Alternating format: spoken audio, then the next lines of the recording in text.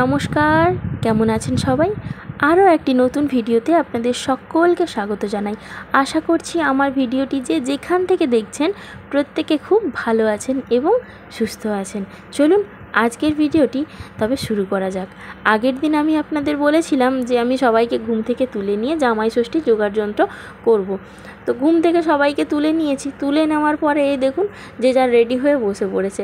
ফলগুলোকে এইভাবে সাজানো রয়েছে, তার কারণ হচ্ছে সবাই ঘুম থেকে উঠে কোনো রকম রেডি হয়ে বসেছে। বাপি তো জামা পরতে চায়নি, তারপরে আমি ভিডিও করব বলে কোনো রকম একটা গেঞ্জি পরেছে।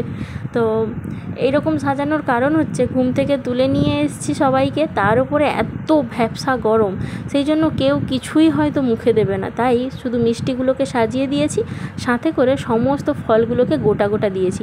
যার যেটা পছন্দ সে সেটা হাতে তুলে নিয়ে বাড়ি চলে যাবে। তো এখান থেকেই সব কাজ সম্পন্ন করে আমরা বাড়ি ফিরবো। তাই যে যার মানে একেবারেই রেডির মতোই হয়ে আছে, আমি বাদে। তো প্রথমে দিদা বাপিকে ফোঁটা নিয়ে দিচ্ছে, তার কারণ হচ্ছে দিদা একটু অসুস্থ মতো আছে। দিদা হয়তো এই শাড়ি টাড়ি পরে বেশি সময় থাকতে পারবে না আর কি, সেই জন্য। আর এখানে কেউ কিছু মনে করবেন না যে থালাতে কেন প্রদীপ নেই, কারণ এত গরম না, কেউ পাখা ছাড়া বসতেই চাইছে না। যে প্রদীপটা না থাকলে না থাক, কিন্তু কেউ পাখা ছাড়া আমরা বসতে পারবো না, প্রচণ্ড যেহেতু গরম। সেই জন্য সবাই মিলে বললাম যে প্রদীপটাকে হরিমঞ্চের ওপরে রেখে দিয়ে আসা হোক এবং ওখান থেকেই শেষে তাপটা দিয়ে দেওয়া হবে, বাদ বাকি ওখানেই থাক। তো সবাই সেটাতে রাজিও হলো, সেখানেই রাখা রয়েছে। আর এই যে দেখুন এরাও রেডি হয়ে গেছে। আর এই দিকে সিংহদুয়ার ঘেরে দাঁড়িয়ে আছে আমার মা। আমার মাকে বেশ শাড়িটা পরে দারুণ সুন্দর লাগছে, আর মামিকেও খুব সুন্দর লাগছে।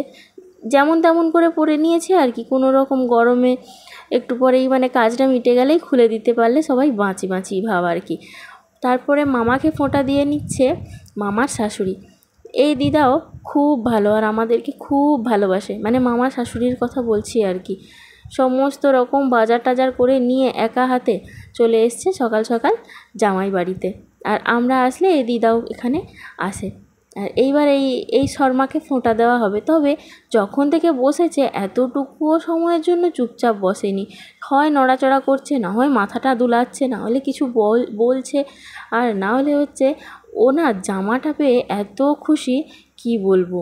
মা একটা জামা কিনে দিয়েছে, তাতে হয়নি, আবার মামাও দিয়েছে জামা প্যান্ট, জানেন। সেই জন্য ওর যে এত আনন্দ, সেই ছোটো বাচ্চার মতো, ওকে যদি কেউ জামা কিনে দেয় ওর ছোটো বাচ্চার মতো এত আনন্দ লাগে, আমি এটা অনেকবারই লক্ষ্য করেছি। তো যাই হোক, মা এবার আশীর্বাদ পর্বটা সেরে নিচ্ছে, এরপর মামির পালা। আর ওইদিকে ওরা রেডি হয়ে ঘুরছে। চলুন এবার মামি ফোঁটা দেবে।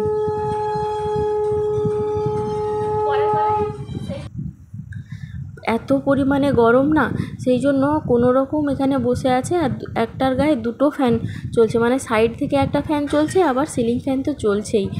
তো আমি না কার কাছে আবেদন রাখবো বুঝতে পারছি না, যে এই জামাই ষষ্ঠীটা দয়া করে শীতকালে করে দিন। এত কষ্ট হয় না। আর জামাইদেরকে ঠেলে কই একা পাঠাবেন, তাও হবে না। ওরা একা কোনো মতেই যেতে চায় না, যে একটা লেজুর হিসাবে তোমাকে যেতেই হবে, এরকম একটা ভাব আর কি।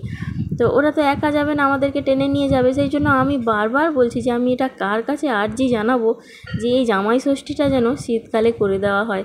খাওয়া দাওয়া, এত আয়োজন, সমস্ত কিছুর জন্য তো একটা মেন্টালি প্রিপারেশান বা শারীরিক দিক থেকেও সুস্থ থাকতে হবে। আর এই গরমে কোনো মানুষ শারীরিক সুস্থ থাকতে পারে না। তো যাই হোক, কাজকর্মগুলো মিটিয়ে এবার আস্তে আস্তে করে বাড়ির উদ্দেশ্যে আমরা রওনা দেব।